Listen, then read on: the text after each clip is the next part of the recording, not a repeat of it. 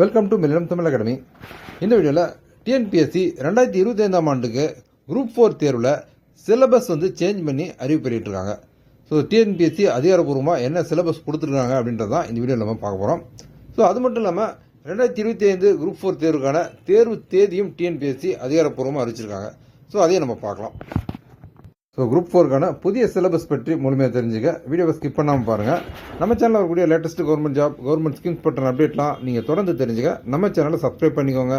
இந்த யூஸ்ஃபுல்லான வீடியோவை உங்கள் ஃப்ரெண்ட்ஸ் நிறைய பேருக்கு ஷேர் பண்ணுங்கள். Combined civil service examination group 4 services. So இது எஸ்எஸ்எல்சி ஸ்டாண்டர்டில் தான் நமக்கு அந்த கேள்விகள்லாம் இருக்கும் அப்படின்னு சொல்லியிருக்காங்க.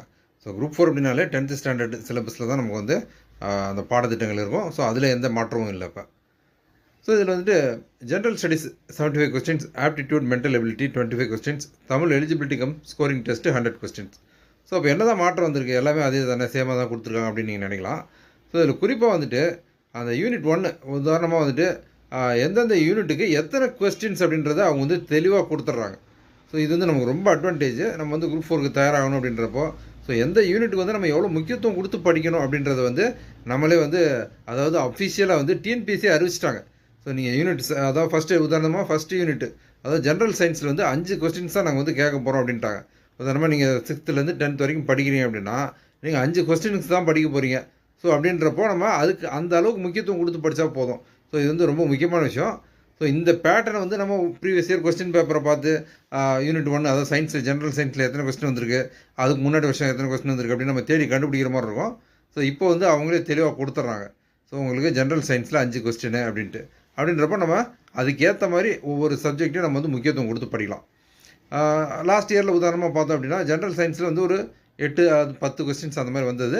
ஆனால் இந்த வருஷம் 5 கொஸ்டின் அப்படின்னு தெளிவாக கொடுத்துருக்காங்க. ஸோ அந்த 5 கொஸ்டினுக்கு நம்ம ப்ரிப்பேர் பண்ணால் போதுமானது. ஸோ ஃபுல் சப்ஜெக்டை கவர் பண்ணாலும் நம்ம எழுத போகிறது 5 கொஸ்டின் தான். ஸோ அதை டிஎன்பிஎஸ்சி நமக்கு தெளிவுபடுத்தியிருக்காங்க. ஸோ அதில் என்னென்ன டாபிக் அப்படின்றத தெளிவாக கொடுத்துருக்காங்க. உதாரணம் nature of science, measurement of physical quantities, general scientific laws in motion, force, pressure, energy. So இந்த சப்ஜெக்ட் நம்ம ஏற்கனவே நம்ம படிக்கக்கூடிய விஷயம் தான். பட் 5 கொஸ்டினுக்கு இதிலேருந்து நம்ம தயாராகணும். ஸோ அடுத்து யூனிட் 2 ஜியாகிரஃபி 5 கொஸ்டின்ஸு. ஸோ இதில் பார்த்திங்க அப்படின்னா ஜியாகிரஃபி, அதாவது புவியியல் சார்ந்து நமக்கு 5 கேள்விகள் நமக்கு கொடுப்பாங்க அப்படின்னு சொல்லியிருக்காங்க. ஸோ நமக்கு புவியியலில் நம்ம பல்வேறு விஷயங்கள் படிக்கிற மாதிரி, உதாரணமாக பூகோள அமைப்பு, அதாவது பாயக்கூடிய ஆறுகள், அதேமாதிரி பீடபூமி, இது மாதிரியான தகவல்கள் எல்லாம் நம்ம படிப்போம். ஸோ இந்த யூனிட் 2 ஜியாகிரஃபி அப்படிங்கிறதுல நமக்கு அதிகபட்சம் 5 கேள்விகள் நமக்கு வர வாய்ப்பு இருக்குது. ஸோ அது கூட கரண்ட் அஃபேர்ஸ் அதையும் நமக்கு ஆட் பண்ணியிருக்காங்க. கரண்ட் அஃபேர்ஸ் அப்படிங்கிறது நமக்கு என்ன டாப்பிக்கில் கேட்பாங்க அப்படின்ற ஒரு கொஸ்டின் நம்ம முன்னே இருந்தது. அதாவது விளையாட்டுத்துறை சார்ந்து, அறிவியல் கண்டுபிடிப்புகள், அரசு திட்டங்கள், இது மாதிரி கரண்ட் அஃபேர்ஸ் நமக்கு வரக்கூடிய வாய்ப்பு இருந்தது. ஆனால் இப்போ கரண்ட் அஃபேர்ஸை ஜென்ரல் சயின்ஸ்லேயும் சேர்த்துருக்காங்க. யூனிட் 2 ஜியாகிரஃபிலையும் நமக்கு கரண்ட் அஃபேர்ஸ் சேர்க்கப்பட்டிருக்கு. அப்படின்றப்போ நம்ம கரண்ட் அஃபேர்ஸை புதிய அணைக்கட்டு திட்டம், புதிய சாலை திட்டம், இது மாதிரியான, அதாவது புவியியல் சார்ந்த நடப்பு நிகழ்வுகள் அதையும் நம்ம படிக்கிற மாதிரி இருக்கும். ஸோ யூனிட் 3 இதில் history, culture of India and Indian national movement. So இதுக்கு 10 கொஸ்டின்ஸ் வரும் அப்படின்னு சொல்லியிருக்காங்க. ஸோ உங்களுக்கு ஹிஸ்ட்ரி பொதுவாக தனியாக இருக்கும்.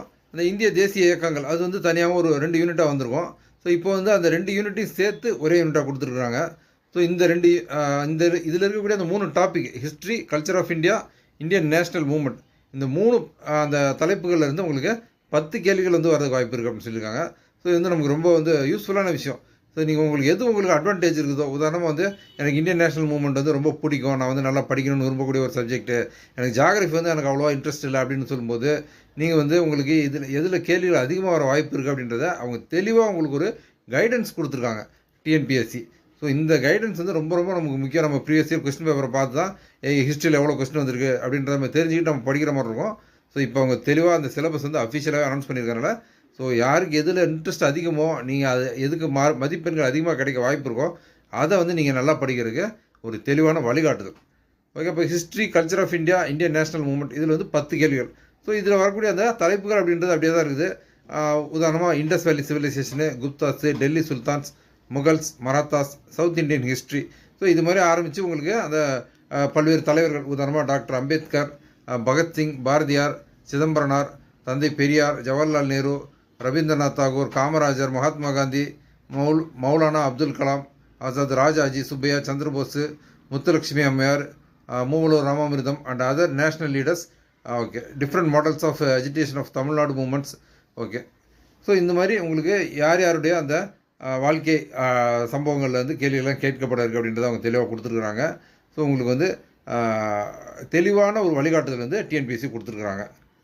ஸோ அடுத்து வந்து இந்தியன் பாலிட்டியில் பார்த்தீங்கன்னா உங்களுக்கு 15 கொஸ்டின்ஸ் கொடுத்துட்றாங்க. ஸோ இது வந்து இப்போ கடைசி வருடங்கள்லாம் 15 கொஸ்டின்ஸ் வந்தது அப்படின்றது நான் பார்த்த வரைக்கும் என்னால் 15 கொஸ்டின்ஸ் அந்த மாதிரி தெரியல. குறைந்தபட்சம் ஒரு 10 கேள்விகள் வந்து நம்ம வந்து கேட்கப்பட்டிருக்கோம். ஸோ இப்போ இந்தியன் பாலிட்டி வந்து கொஞ்சம் அதிகப்படுத்திருக்கிறாங்க. உதாரணமாக பார்த்தோம் அப்படின்னா constitution of India, preamble to the constitution, salient features of the constitution, union state and union territory, citizenship, fundamental rights. So இந்த டாபிக்ஸ் எல்லாமே வந்து ஏற்கனவே நமக்கு படிக்கக்கூடிய விஷயங்கள் தான். ஸோ இது கூட வந்துட்டு பாலிட்டிலே கரண்ட் அஃபேர்ஸும் வந்து ஆட் பண்ணியிருக்காங்க. 15 கொஸ்டினில் உங்களுக்கு கரண்ட் அஃபேர்ஸும் ஆட் ஆகி வருது. ஸோ கரண்ட் அஃபேர்ஸ் வந்து பாலிட்டியில் எப்படி வரும் அப்படின்ற ஒரு கேள்வி வந்து நிறைய பேருக்கு இருக்கலாம். உதாரணமாக வந்து மத்திய அரசு கொண்டு வரக்கூடிய புதிய ஒரு சட்டம் அல்லது சட்ட திருத்தம், புதிதாக உருவாக்கப்படக்கூடிய மாநிலம் அல்லது யூனியன் பிரதேசம்.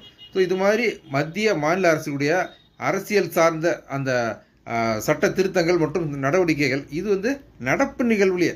ஸோ நமக்கு வந்து 2024, 2025 இந்த இடைப்பட்ட காலத்தில் வந்து நடந்த அரசியல் சார்ந்த மத்திய மாநில அரசினுடைய அந்த நடவடிக்கைகள் பற்றின செய்திகளை வந்து கரண்ட் அஃபேர்ஸில் நமக்கு வந்து பாலிட்டியில் வந்து ஆட் ஆகியிருக்கு.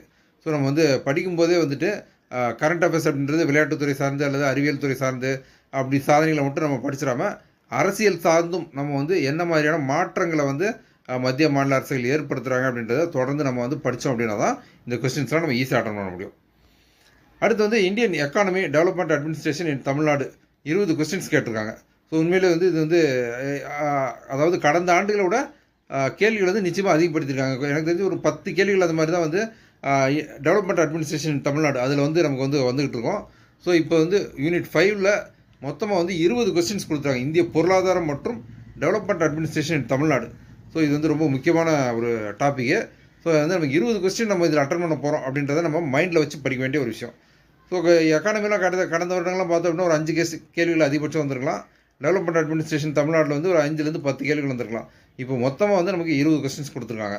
ஸோ நீங்கள் வந்து இதை கவனம் செலுத்தி படிக்க வேண்டிய ஒரு டாப்பிக்காக இது மாறி இருக்குது. So nature of Indian economy, 5-year plan models and assessment, Planning Commission and NITI Aayog, source of revenue, Reserve Bank of India, Finance Commission. So இதில் இருக்கக்கூடிய அந்த தலைப்புகள், அதாவது இந்த டாபிக்ஸ் எல்லாமே பார்த்தோம்னா ஏற்கனவே கடந்த வருடங்கள் அதற்கு முந்தைய வருடங்கள் இருந்து அந்த டாப்பிக்கில் தான் இருக்குது. பட் ஆனால் நம்பர் ஆஃப் கொஸ்டின்ஸ் வந்து நமக்கு நிச்சயமாக அதிகப்படுத்தியிருக்காங்க. 20 கொஸ்டின்ஸ் அப்படிங்கிறது வந்து உண்மையிலே வந்து ரொம்ப ஒரு அதாவது வெற்றி தோல்வியை தீர்மானிக்கக்கூடிய அளவுக்கு இதில் நம்பர் ஆஃப் கொஸ்டின்ஸ் வந்து அதிகரிக்கப்பட்டிருக்கு. ஸோ இதில் நீங்கள் வந்து முழுமையாக கவனம் செலுத்தி படிச்சிங்க அப்படின்னா இதுவே உங்களுடைய வெற்றிக்கு ஒரு காரணமாக அமையலாம். அல்லது நீங்கள் இதில் கொஞ்சம் கேர்லெஸ்ஸாக இருந்தீங்க அப்படின்னா அதுவே உங்களுடைய தோல்விக்கும் காரணமாகிடலாம். ஸோ 20 கொஸ்டின்ஸ் அப்படிங்கிறது நம்ம வந்து ரொம்ப ஒரு கவனக்குறைவாக இருக்கக்கூடிய விஷயம் இல்லை. ஸோ ரொம்ப முக்கியத்துவம் கொடுத்து படிக்கணும். ஸோ அப்போ இதுக்கு எதை படிக்கலாம் அப்படின்னா அவங்க வந்து தெளிவான தலைப்பு கொடுத்துருக்காங்க. குறிப்பாக வந்து தமிழ்நாடு, அதாவது டெவலப்மெண்ட் அட்மினிஸ்ட்ரேஷன் இன் தமிழ்நாடு. ஸோ இந்த டாபிக் வந்து நம்ம ரொம்ப முக்கியத்துவம் கொடுத்து படிக்கிற மாதிரி இருக்கும். இந்திய பொருளாதாரம் அப்படிங்கிறது வந்து ஒட்டுமொத்த தேசத்தை பற்றின அந்த புரிதல் நமக்கு இருக்கணும். ஸோ டெவலப்மெண்ட் அட்மினிஸ்ட்ரேஷன் தமிழ்நாடு அப்படிங்கிறது வந்து தமிழ்நாட்டில் இருக்கக்கூடிய மக்கள் நல திட்டங்கள், தமிழக அரசு கொண்டு வரக்கூடிய மக்கள் நலன் சார்ந்த புதிய திட்டங்கள், ஸோ அது பற்றின தகவல்கள் வந்து நம்ம தொடர்ச்சியாக வந்து நம்ம வந்து கரண்ட் அஃபேர்ஸ், அதாவது நடப்பு நிகழ்வுலேருந்தே நம்ம வந்து எடுக்கிற மாதிரி இருக்கும். ஸோ இது வந்து ரொம்ப ஒரு 20 வருஷத்துக்கு முன்னால் 30 வருஷத்துக்கு முன்னால் இருக்கக்கூடிய அந்த தமிழக அரசுடைய அந்த திட்டங்களை பற்றி இப்போ கேள்விகள் வர வாய்ப்புகள் குறைவு. கடந்த சில ஆண்டுகள் ஒரு 5 ஆண்டுகள் உட்பட்டு இருக்கக்கூடிய அரசினுடைய அந்த செயல்பாடுகள், அவங்க கொண்டு வந்திருக்கக்கூடிய புதிய மக்கள் நல திட்டங்கள், இதை அடிப்படையாக வச்சு தான் இந்த டெவலப்மெண்ட் அட்மினிஸ்ட்ரேஷன் தமிழ்நாடு கொஸ்டின்ஸ் வந்து நமக்கு பெரும்பாலும் வர வாய்ப்பு இருக்குது. ஸோ இதுக்கு வந்து கரண்ட் அஃபேர்ஸ் ரொம்ப முக்கியம். Unit 6 history, culture, heritage and socio political movements of Tamil Nadu 20 questions. So உண்மையிலே இது வந்து ஒரு மிகப்பெரிய மாற்றம். நீங்கள் வந்து லாஸ்ட் இயர்லாம் பார்த்தோம் அப்படின்னா உங்களுக்கு வந்து இந்திய வரலாறு மற்றும் இந்திய டெவலப்மெண்ட் அட்மினிஸ்ட்ரேஷன் தமிழ்நாடு இது எல்லாமே சேர்த்து பார்த்தீங்கன்னாலே உங்களுக்கு ஒரு 25 கொஸ்டின்ஸ்குள்ளே முடிஞ்சிருக்க வாய்ப்பு இருக்குது. ஆனால் இப்போ வந்து வரலாறு தனியாக கொடுத்துருக்காங்க. அதுபோக வந்துட்டு ஏற்கனவே பார்த்திங்க அப்படின்னா யூனிட் 5ல் வந்து யூனிட் பாலிட்டி 15 கொஸ்டின்ஸ் தனியாக கொடுத்துருக்காங்க. அதுபோக history and culture of Indian national movement 10 questions வந்து அது தனியாக கொடுத்துட்டாங்க. ஸோ இது போக உங்களுக்கு டெவலப்மெண்ட் அட்மினிஸ்ட்ரேஷன் 20 கொஸ்டின், அதுபோக வந்துட்டு ஹிஸ்ட்ரி தமிழ்நாட்டினுடைய வரலாறு, அரசியல், பொருளாதார, சமூக மாற்றங்கள் பற்றி ஒரு 20 கொஸ்டின் உங்களுக்கு இந்த ஒரு குறிப்பிட்ட, அதாவது இந்திய பொருளாதாரம், இந்திய வரலாறு, தமிழ்நாட்டினுடைய வரலாறு, தமிழ்நாட்டினுடைய அந்த டெவலப்மெண்ட் அட்மினிஸ்ட்ரேஷன் இந்த டாப்பிக்கில் மட்டுமே பார்த்திங்க அப்படின்னா 50 கொஸ்டின்ஸ் வந்துடுது உங்களுக்கு. ஸோ கடந்த வருடங்கள்லாம் இந்த 3 டாப்பிக்கும் சேர்த்து பார்த்தீங்கன்னா ஒரு 25லேருந்து 30 கொஸ்டின்ஸ் அந்த இடத்துல இப்போ உங்களுக்கு 50 கொஸ்டின்ஸ் வந்து கொடுக்குறாங்க. ஸோ ஜென்ரல் ஸ்டடீஸில் 75 கேள்வியில் இந்த 3 டாபிக் மட்டுமே உங்களுக்கு 50 கேள்விகளை எடுத்துக்க போகுது. ஸோ நீங்கள் வந்து உங்கள் படிக்கிற அந்த பேட்டர்னே மாற்றுற அளவுக்கு சிலபஸில் வந்து பெரிய மாற்றம் வந்திருக்கு அப்படின்னு தான் நம்ம சொல்லணும். ஓகே, இதில் வந்து history of Tamil society related archaeological discoveries, Tamil literature from Sangam age till contemporary times, Thirukkural significance as a secular literature, relevance to every life, impact of Thirukkural on humanity, Thirukkural and universal values, relevance to socio politico economic affairs. Okay, philosophical content in Thirukkural, role of Tamil Nadu in freedom fight. Okay, early agitations against British rule, role of women in freedom struggle, various social reformers, social reform movements and social transformation of Tamil Nadu. So வந்து உங்களுக்கு அந்த general ஸ்டடீஸில் இருக்கக்கூடிய அந்த 75 கேள்விகளில் 50 கேள்விகள் வந்து குறிப்பிட்ட ஒரு பாடத்திட்டத்தை வந்து அவங்க ரொம்ப முக்கியத்துவம் கொடுத்து பண்ணுறாங்க. உதாரணமாக காரணம் என்ன அப்படின்னா, இந்த பணி அதான் அரசு பணிக்கு வரக்கூடிய அந்த கடைநிலை ஊழியர்கள், குரூப் 4 பொறுத்த வரைக்குமே அவங்க வந்து கடைநிலை ஊழியர்கள், அவங்களுக்கு கீழே வந்து யாரும் எம்ப்ளாயிஸ் கிடையாது. ஸோ இந்த கடைநிலை ஊழியர்களுக்கு வந்து இந்த மக்களுடைய வாழ்க்கை முறை, இந்த சமூக அமைப்பு, இதை பற்றின ஒரு நல்ல புரிதல் இருக்கணும் அப்படின்ற ஒரு தெளிவான பார்வையோடு இந்த சிலபஸ் கொண்டு வந்திருக்காங்க அப்படின்னு நம்ம சொல்லலாம். ஸோ வந்து நீங்கள் முழுக்க வந்துட்டு இனிமேல் வந்து படிக்கிற பேட்டர்னை மாற்ற வேண்டிய ஒரு அவசியம் ஏற்பட்டிருக்குது. நம்ம வந்துட்டு ஜென்ரல் ஸ்டடீஸில் பார்த்தோம் அப்படின்னா சயின்ஸில் வெறும் 5 கொஸ்டின்ஸ் நீங்கள் அறிவியலை தெரிஞ்சு வச்சுக்கிட்டு மக்களோட வாழ்க்கையில் மாற்றத்தை கொண்டு வர முடியாது அப்படின்றனால மக்களோட வாழ்க்கையை புரிஞ்சுக்கணும் அப்படின்ற அடிப்படையில் அவங்க சிலபஸில் வந்து ஒரு பெரிய தாக்கத்தை ஏற்படுத்தியிருக்காங்க. உண்மையிலே ஒரு நல்ல ஒரு வரவேற்க வேண்டிய விஷயம் அப்படின்னு கூட நம்ம சொல்லலாம். ஸோ ஓகே, நீங்கள் அப்படின்றப்போ இப்போ நீங்கள் அது படிக்கிற பேட்டர்னே வந்து டோட்டலாக மாற்ற வேண்டியது இருக்கும்.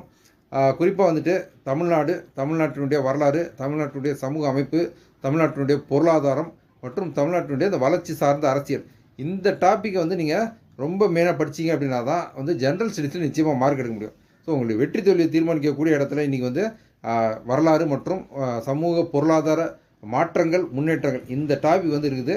ஸோ இது வந்து யாரும் நீங்கள் வந்து புறந்தள்ளிட முடியாது, ஒரு கவனக்குறைவாக இருக்கக்கூடாத ஒரு டாபிக். ஸோ இது வந்து ரொம்ப கவனத்தில் வச்சு நீங்கள் வந்து ப்ரிப்பேர் பண்ணுங்கள். ஓகே, மென்டல் எபிலிட்டி ஆப்டிடியூட், அது வந்து 25 கொஸ்டின்ஸு. ஸோ இதில் வந்து நமக்கு வந்து வருஷம் பார்க்குற விஷயம் தான். பட் ஆனால் என்னென்னா எதில் வந்து நமக்கு என்ன கொஸ்டின்ஸ் வரும் அப்படின்றத ரொம்ப தெளிவாக கொடுத்துருக்காங்க. அந்த அளவுக்கு டிஎன்பிஎஸ்சிக்கு உண்மையிலே ஒரு நன்றி சொல்லலாம். நம்ம எதில் எத்தனை கொஸ்டின் கேட்பாங்க அப்படின்னு தெரியாமல் நம்ம மாட்டுக்கு எதையோ போட்டு படிச்சுட்டு இருக்க வேண்டிய சூழ்நிலை இருந்தது. பட் இனிமேல் அந்த பிரச்சனை இல்லை. ஓகே, ஆப்டிடியூட் அதில் வந்து 15 question, simplification, percentage, highest common factor, lowest multiple ratio and probation, simple interest, compound interest, area, volume, time and work. So இது வந்து ப்ரீவியஸ் இயரில் படித்தது தான். பட் இந்த டாபிக் வந்து 15 கொஸ்டின்ஸ் அப்படின்னு தெளிவாக கொடுத்துட்டாங்க. அடுத்து reasoning, logical reasoning, puzzle, dice, visual reasoning, alpha numeric reasoning, number series. So இதுலேருந்து 10 கொஸ்டின். ஸோ உங்களுக்கு 25 கொஸ்டினுக்கு நீங்கள் எதை படிக்கணும் அப்படின்றத அவங்க தெளிவாக கொடுத்துருக்குறாங்க. ஸோ இந்த டாப்பிக்கில் நீங்கள் வந்து மென்டல் எபிலிட்டி ஆப்டிடியூட் ரெடி பண்ணிங்கன்னா போதும். ஸோ நீங்கள் வந்து தேவையில்லாத மற்ற விஷயங்களை போட்டு படித்து நம்ம கன்ஃபியூஸ் ஆகிற அவசியம் இல்லை. ஓகே, நம்ம வந்து அடுத்து வந்து மெயினான டாபிக் வந்திருக்கோம். இப்போ தமிழ் தகுதி மற்றும் மதிப்பீட்டு தேர்வு. தமிழ் வந்து நமக்கு கடந்த ஆண்டு ஒரு முக்கியமான மாற்றம் கொண்டு வந்திருந்தாங்க. 2024 வந்துட்டு நீங்கள் குறைந்தபட்சமாக 40 கேள்விகளில் சரியாக ஆன்சர் பண்ணியிருந்தீங்க அப்படின்னா தான் உங்களுக்கு வந்து உங்களுடைய விடைத்தாள் திருத்தப்படும் அப்படின்னு ஒரு மாற்றம் வந்து கொண்டு வந்திருந்தாங்க. ஸோ இந்த வருடமும் அது இருக்குது. தமிழ் வந்து தகுதி மற்றும் மதிப்பீட்டு தேர்வு, உங்களுக்கு எலிஜிபிலிட்டி கம் ஸ்கோரிங் டெஸ்ட் அது. ஸோ நீங்கள் அதில் எடுக்கக்கூடிய மதிப்பெண் அடிப்படையில் தான் உங்களுடைய செகண்ட் பேப்பரை திருத்துவாங்க. ஸோ உங்களுக்கு அது வந்து ரேங்கிங்க்கும் அதில் இருக்கக்கூடிய மதிப்பெண்கள் உதவும். ஓகே, நம்ம இதுலேயும் அதே தான். உங்களுக்கு வந்து அந்த சிலபஸ் மாறி இருக்கா அப்படின்னா பிரித்தெழுதல், சேர்த்தெழுதல், சந்திப்பிலை, குறில், நெடில் வேறுபாடு, லகர வேறுபாடு. ஸோ இந்த விஷயங்கள் எல்லாமே வந்து ஏற்கனவே இருந்தது தான், இப்போது அப்படியே இருக்குது. ஆனால் என்னென்னா இதுக்கு எத்தனை கேள்வி அப்படின்றத தெளிவாக கொடுத்துட்டாங்க. இலக்கணத்துக்கு 25 கேள்விகள் கொடுப்போம் அப்படின்னு சொல்லியிருக்காங்க. ஸோ அது இதுலேருந்து கேட்கப்படும் அப்படின்ற தெளிவான விளக்கத்தையும் உங்களுக்கு கொடுத்துருக்காங்க. ஸோ ஓகே, நீங்கள் வந்து சொல்லகராதி 15 கேள்வி. இது எதிர்ச்சொல்லை எடுத்தெழுதல், ஓரெழுத்து ஒரு மொழி, உரிய பொருளை கண்டறிதல், ஒரு பொருள் தரும் பல சொற்கள், பொருந்தா சொல்லை கண்டறிதல், அகர வரிசைப்படி சொற்களை சீராக்குதல், ஒரு பொருள் பன்மொழி. ஸோ இந்த தலைப்புகள் எல்லாம் வந்து நம்ம ஏற்கனவே படிக்கக்கூடிய தலைப்புகள். பட் 15 கேள்வி தான் இதிலேருந்து கேட்கப்படும் அப்படின்ற அந்த தெளிவான விளக்கம். ஸோ நமக்கு வந்து இலக்கணத்துக்கு எத்தனை வரும், இலக்கியத்துக்கு எத்தனை வரும் அப்படின்ற நம்ம அந்த புரிதல் இல்லாமல் நம்ம வந்து படிக்கிறதுக்கு பதிலாக இலக்கணம்னா இத்தனை கேள்விகள் கேட்பாங்க, இந்த சப்ஜெக்ட்லேருந்து கேட்பாங்க, இந்த பாடத்துலேருந்து கேட்பாங்க அப்படின்றத நம்ம தெளிவாக கொடுத்துருக்காங்க டிஎன்பிஎஸ்சி. ஓகே, அடுத்து எழுத்துத்திறன் 15 கேள்விகள். எழுதும் திறன், சொற்றொடரை ஒழுங்குபடுத்தி சொற்றொடராக அமைத்தல், தொடர் வகை, செய்வினை, செயற்பாட்டு வினை, தன்வினை, பிறவினை, ஒருமை பன்மை, பிழை அறிந்து சரியான தொடர் அறிதல், மரபு தமிழ், திணை மரபு, உயர்திணை. ஓகே, ஸோ இது மாதிரி உங்களுக்கு தெளிவான தகவல் கொடுத்துருக்காங்க. ஓகே, இந்த இதுக்கு வந்து 15 கேள்விகள். இது வந்து அலகு 3 அப்படின்னு சொல்லி கொடுத்துருக்காங்க. அடுத்து கலைச்சொற்கள். இது வந்து 10 கேள்விகள் கேட்போம் அப்படின்னு சொல்லியிருக்காங்க. பல்துறை சார்ந்த கலைச்சொற்களை, அதாவது அறிவியல், கல்வி, மருத்துவம், மேலாண்மை, சட்டம், புவியியல், தொழில்நுட்பம், ஊடகம், தகவல் தொழில்நுட்பம் உள்ளிட்ட பல்துறை சார்ந்த கலைச்சொல்லுக்கு நேரான தமிழ் சொற்களை அறிந்திருக்க வேண்டும். உதாரணம்: சர்ச் இன்ஜின், தேடுபொறி, வலசை, மைக்ரேஷன், ஒவ்வாமை, அலர்ஜி, மரபணு, ஜீன், கடல், கடல் மைல், நாட்டிக்கல் மைல். ஸோ இது வந்து கொஞ்சம் இந்த இந்த டாபிக் வந்து புதுசாக கொடுத்துருக்காங்க. கலைச்சொற்கள் அப்படிங்கிறது வந்து, அதாவது வேற்றுமொழி சொல்ல தமிழ் மொழியில் வந்து நம்ம மொழிபெயர்க்கணும் அப்படின்னு சொல்லி வந்திருக்கோம். இப்போ கலைச்சொற்கள்னு நமக்கு வந்து தெளிவாக கொடுக்குறாங்க. உதாரணமாக இப்போ வந்து நம்ம சாஃப்ட்வேர் இண்டஸ்ட்ரியில் இருக்கக்கூடிய பல்வேறு வார்த்தைகளுக்கு தமிழில் என்ன அப்படின்னு சொல்லி அவங்க கேட்க வாய்ப்பு இருக்குது. அதேமாதிரி அறிவியல் துறை சார்ந்த பல்வேறு வார்த்தைகளுக்கு தமிழில் என்ன பொருள் அப்படின்னு சொல்லி கேட்க வாய்ப்பு இருக்குது. ஸோ இது வந்து கலைச்சொல் அப்படின்னு கொடுத்துருக்கறதுனால நமக்கு வந்து அந்த படிக்க வேண்டிய அந்த அதாவது சப்ஜெக்ட் வந்து கொஞ்சம் ப்ராடாக படிக்க வேண்டிய ஒரு சூழ்நிலை இருக்குது. நம்ம வந்து குறிப்பிட்ட நம்ம வந்து பாடத்திட்டத்தில், அதாவது பள்ளி பாடத்தில் இருக்கக்கூடிய அந்த வார்த்தைகளுக்கு மட்டும் நம்ம அர்த்தம் தெரிஞ்சுக்கிட்டால் போதாது. கொஞ்சம் நமக்கு ஒரு பரந்துபட்ட பார்வை சப்ஜெக்டை பற்றி இருந்தால் மட்டும்தான் இந்த 10 கேள்வி நம்ம அட்டன் பண்ண முடியும். ஸோ வந்து இதுக்கு இப்போ இருந்தே நம்ம கொஞ்சம் ப்ரிப்பேர் ஆகிறது நல்லது. அடுத்து வாசித்தல், புரிந்து கொள்ளும் திறன். 15 கேள்விகள் கொடுத்துருக்காங்க. கொடுக்கப்பட்ட பத்தியிலிருந்து கேட்கப்பட்ட கேள்விகளுக்கு சரியான விடையை தேர்ந்தெடுத்தல். செய்தித்தாள், தலையங்கம், முகப்புச் செய்திகள், அரசு சார்ந்த செய்திகள், கட்டுரைகள் இவற்றை வாசித்தல். புரிந்து கொள்ளும் திறன்: ஓமைத் தொடரின் பொருளறிதல், மரபுத் தொடரின் பொருளறிதல், பழமொழிகள் பொருளறிதல், ஆவண உள்ளடக்கங்களை புரிந்து கொள்ளும் திறன். ஸோ ஒரு விஷயம் நல்லா புரியுது இந்த கொஸ்டின், அதாவது இந்த சிலபஸை படிக்க படிக்க ஒரு விஷயம் வந்து நமக்கு நல்லாவே புரியுது. நீங்கள் வந்து மனப்பாடம் பண்ணி இனிமேல் இந்த கேள்விகள், இந்த குரூப் 4 வந்து நீங்கள் பாஸ் பண்ண முடியாது, பண்ணக்கூடாது அப்படின்றதுக்காக அவங்க வந்து தெளிவாக சிலபஸ் வந்து கொடுத்துருங்க. நீங்கள் ஒரு கொஸ்டினை படிச்சிங்க அப்படின்னா அதில் என்ன விஷயம் சப்ஜெக்ட் அப்படின்றத நம்ம புரிஞ்சுக்கிட்டு தான் இனிமேல் கேள்விகளை பதிலளிக்க முடியும். அது மாதிரி கொஞ்சம் டஃப்பாக சிலபஸை மாற்றிருக்காங்க. ஸோ வந்து நீங்கள் அந்த அடிப்படையில் வந்து தேர்வுக்கு தயாராகிறது நல்லது. ஸோ வந்து குரூப் 4 அப்படின்னாலே வந்து மனப்பாடம், இந்த புக்கை கரைச்சி குடித்தா நம்ம பாஸ் பண்ணிடலாம் அப்படின்னு ஒரு டைம் இருந்தது. ஸோ இனிமேல் அதற்கான வாய்ப்புகள் ரொம்ப குறைவு. புரிஞ்சு படிச்சிங்கன்னா மட்டும்தான் நீங்கள் வந்து வெற்றியை தொட முடியும். ஓகே, இந்த வாசித்தல், புரிந்து கொள்ளும் திறன், இதுக்கு வந்து 15 கேள்விகள் கொடுத்துருக்காங்க. ஓகே, அடுத்து வந்து எளிய மொழிபெயர்ப்பு 5 கேள்விகள். ஆங்கிலம், பிற மொழி சொற்களுக்கு இணையான தமிழ் சொற்கள் அறிதல். ஸோ இது நம்ம ஏற்கனவே நம்ம வந்து நிறையா நம்ம பார்க்கக்கூடிய விஷயம் தான். அந்த கலைச்சொற்கள் அப்படின்றது தான் நமக்கு வந்து புதிய சிலபஸ். இது வந்து எளிய மொழிபெயர்ப்புன்றது நமக்கு எப்போவுமே இருக்கக்கூடிய விஷயங்கள். ஸோ நம்ம வந்து ஒரு தமிழ் மொழிக்கு ஆங்கில சொல்லுக்கு இல்லையான தமிழ் சொற்களை நம்ம நிறையா பார்த்துருப்போம். ஸோ அது மாதிரியான அடிப்படையில் 5 கேள்விகள் கேட்குறாங்க. அடுத்து அழகு யூனிட் 7 தமிழ் இலக்கியம், தமிழ் அறிஞர்களும் தமிழ் தொண்டும். 15 கேள்விகள். ஸோ இது வந்து நம்ம ஏற்கனவே படிக்கக்கூடிய ஒரு சப்ஜெக்ட் தான். ஸோ வந்து தமிழர்களுடைய அந்த இலக்கியம் மற்றும் தமிழ் அறிஞர்கள், தமிழ் தொண்டு. ஸோ இதில் வந்து நம்ம பார்த்தோம் அப்படின்னா உவே சாமிநாதையர், தோப்போ மீனாட்சி சுந்தரனார், சி இலக்குவனார், இவங்களுடைய தமிழ் பணிகள். அதேமாதிரி தெய்வநேய பாவாணர், அகரமுதலி பாவலர் Perunchithiranar, G pope, Veeramamunivar. So இது மாதிரி பெரிய ஒரு லிஸ்ட்டே கொடுத்துருக்காங்க. ஸோ இது ஏற்கனவே நம்ம வருடம் படிக்கக்கூடிய அந்த இலக்கியங்கள் மற்றும் தமிழறிஞர்கள் தான். ஸோ அதுக்கு வந்து 15 கேள்வி அப்படின்றத அவங்க வந்து தெளிவாக வரையறுத்து சொல்லியிருக்காங்க. ஓகே, ஸோ உங்களுக்கு வந்துட்டு ஓகே, ஸோ இந்த இந்த இந்த அதாவது general English SSLC standard 100 questions for differently abled candidates only. So உடல் திறன் சவால் கொண்டவங்களுக்கு மட்டும் ஆங்கிலத்திலையும் அந்த மொழி பாடத்தை எழுதுறதுக்கான அனுமதி இருக்குது. ஸோ அவங்களுக்கு என்ன சப்ஜெக்ட் அப்படின்றத கொடுத்துருக்காங்க. ஸோ நீங்கள் வந்து உடல் திறன் சவால் கொண்ட அந்த பிடபிள்யூபிடி கேட்டகரியில் வந்தீங்க அப்படின்னா ஸோ இதில் என்ன கொஸ்டின்ஸ் அப்படின்றத நீங்கள் பார்த்துக்கலாம். ஸோ ஜென்ரல் கேட்டகரியில் வரக்கூடியவங்க எல்லாருமே வந்துட்டு நீங்கள் வந்து இந்த தமிழ் மட்டும் தான் அட்டன் பண்ண முடியும், ஆங்கிலத்தை அட்டன் பண்ண முடியாது. தமிழ் வந்து கட்டாய தேர்வு. ஸோ அதில் வந்து மாற்றமே கிடையாது. ஸோ ஓகே, இப்போ இந்த சப்ஜெக்ட் ஏற்கனவே நான் சொன்ன மாதிரி இந்த சிலபஸை பார்க்கும்போது ஒரு விஷயம் வந்து நமக்கு நல்லா தெளிவாக தெரியுது. நம்ம வந்து குருட்டு மனப்பாடம் அடித்து பாஸ் பண்ணுறதுக்கு இனிமேல் வாய்ப்புகள் ரொம்ப ரொம்ப ரொம்ப குறைவு. ஸோ நீங்கள் வந்து அது தமிழ் தானே, அதை நம்ம வந்து மனப்பாடம் பண்ணி பாஸ் பண்ணிடலாம் அப்படின்னு நீங்கள் நினைக்கலாம். பட் ஆனால் அதில் வந்து டெக்னிக்கலாக தான் எல்லா கொஸ்டின்ஸுமே அவங்க வந்து கொடுக்குறாங்க. ஸோ வந்து கலைச்சொற்கள் அப்படின்ற அடிப்படையில் வந்து அறிவியல் துறை சார்ந்த, மருத்துவத்துறை சார்ந்த, இப்படி பல்வேறு துறை சார்ந்த எழுத்துக்களுக்கு இணையான தமிழ் வார்த்தைகளை கேட்குறாங்க. அதேமாதிரி பார்த்திங்க அப்படின்னா உங்களுக்கு சொற்றொடை இது இல்லை இந்த யூனிட்டு கொடுக்கப்பட்ட பத்தியிலிருந்து கேட்கப்பட்ட வினாக்களுக்கு சரியான விடையை தேர்ந்தெடுத்தது. ஸோ ஒரு பத்தியை கொடுத்துட்டு அதுலேருந்து நீங்கள் ஆன்சரை கண்டுபிடிங்க அப்படின்னு சொல்கிறாங்க. ஸோ இது வந்து நம்ம வந்து மனப்பாடம் பண்ணி படிக்கக்கூடிய விஷயம் கிடையாது. நமக்கு விஷயத்தை நமக்கு வந்து கண்டென்ட் என்ன அப்படின்றத கண்ணுக்கு முன்னால் கொடுத்துட்றாங்க. ஸோ இதில் தான் நான் கேள்வி கேட்குறேன், இதுலேருந்து உன்னால் ஆன்சர் பண்ண முடிஞ்சால் பண்ணு அப்படின்றாங்க.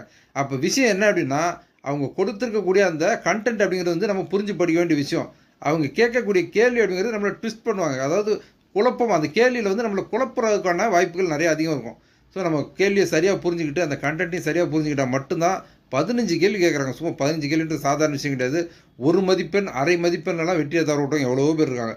15 கேள்வி அப்படின்னும் போது கிட்டத்தட்ட நமக்கு 22 மதிப்பெண் வந்து இந்த 15 கேள்வியிலேருந்து மட்டுமே இருக்குது. நீங்கள் மொத்தம் 300 மதிப்பெண்ணில் ஒரு 25 மதிப்பெண் வந்து ஒரு குறிப்பிட்ட டாப்பிக்கில் வந்து நீங்கள் புரிஞ்சு படிக்க வேண்டிய விஷயம் அப்படின்னா நீங்கள் வந்து ரொம்ப ஹார்டாக ஒர்க் பண்ண வேண்டிய ஒரு கட்டாயம் இருக்குது. ஸோ நமக்கு வந்து டைம் இருக்குது, ஆனால் அது ஒரு நல்ல விஷயம். இப்போ வந்து நமக்கு 7வது மாதம் தான் தேர்வு அப்படின்னு சொல்லி டிஎன்பிஎஸ்சி சொல்லியிருக்காங்க. ஸோ நமக்கு அதுக்கு போதுமான அளவு அவகாசம் இருக்குது. ஸோ இப்போ கூட நீங்கள் டிஎன்பிஎஸ்சிக்கு தயாராகிற கேண்டிடேட் இருந்தீங்க அப்படின்னா நீங்கள் இந்த படிக்கிற மெத்தடை மாற்றிக்கிட்டீங்க அப்படின்னா கண்டிப்பாக 2025 நீங்கள் வெற்றி பெற முடியும். ஸோ 2025 குரூப் 4 தேர்வுக்கான அந்த அஃபிஷியல் நோட்டிஃபிகேஷனையும் நம்ம எப்போ வெளியாகும், அதற்கான அந்த அஃபிஷியல் அந்த எக்ஸாம்ஸ் எப்போ அப்படின்றத டிஎன்பிஎஸ்சி வெளியிட்டிருக்காங்க. அதையும் நம்ம பார்க்கலாம். ஸோ டிஎன்பிஎஸ்சி வெளியிடக்கூடிய அதிகாரப்பூர்வ அந்த ஆனுவல் பிளானர் தான். ஸோ நமக்கு வந்து combined civil service examination group 4 இதுக்கு நோட்டிஃபிகேஷன் வந்து 25/4/2025 வெளியாகும் அப்படின்னு சொல்லியிருக்காங்க. டேட் ஆஃப் எக்ஸாமினேஷன் வந்து 13/7/2025. ஸோ 7வது மாதம் நமக்கு வந்து தேர்வு நடைபெறும்.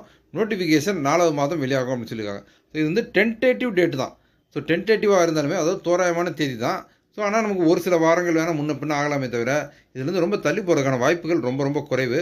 ஸோ நமக்கு வந்துட்டு கடந்த வருடங்கள்லாம் பார்த்தோம் அப்படின்னா எந்த மாதம் வந்து நோட்டிஃபிகேஷன் வெளியாகும், எந்த மாதம் வந்து தேர்வு நடைபெறும் அப்படின்னு தான் கொடுப்பாங்க. உதாரணம் ஏப்ரல் மாதம் வந்து நோட்டிஃபிகேஷன் வெளியாகும் அப்படின்னு சொல்லியிருப்பாங்க. தேர்வு வந்து 7வது மாதம் நடைபெறலாம் அப்படின்னு சொல்லி அப்படி தான் கொடுத்துருப்பாங்க. இப்போ வந்து தேதியை ஸ்பெசிஃபிக்காக கொடுத்துருக்கிறதுனால ஸோ நம்ம அந்த தேதிகள் வந்து மாறாது அப்படின்னு நம்ம எதிர்பார்க்கலாம். ஸோ நீங்கள் வந்து இப்போ வந்து குரூப் 4 தயாராகிட்டு இருக்கக்கூடிய தேர்வராக இருந்தீங்க அப்படின்னாலும் ஸோ நீங்கள் வந்து இந்த படிக்கக்கூடிய மெத்தடை மாற்றி நீங்கள் படித்து நீங்கள் வந்து இந்த தேர்வுக்கு தயாராகிறதுக்கு போதுமான நேரம் இருக்குது. நமக்கு வந்து 7 மாதம் இருக்குது. இப்போ ஜனவரி 2ஆம் தேதியில் இருக்கோம் நம்ம. ஸோ ஜனவரி மாதம் ஃபுல்லாக இருக்குது.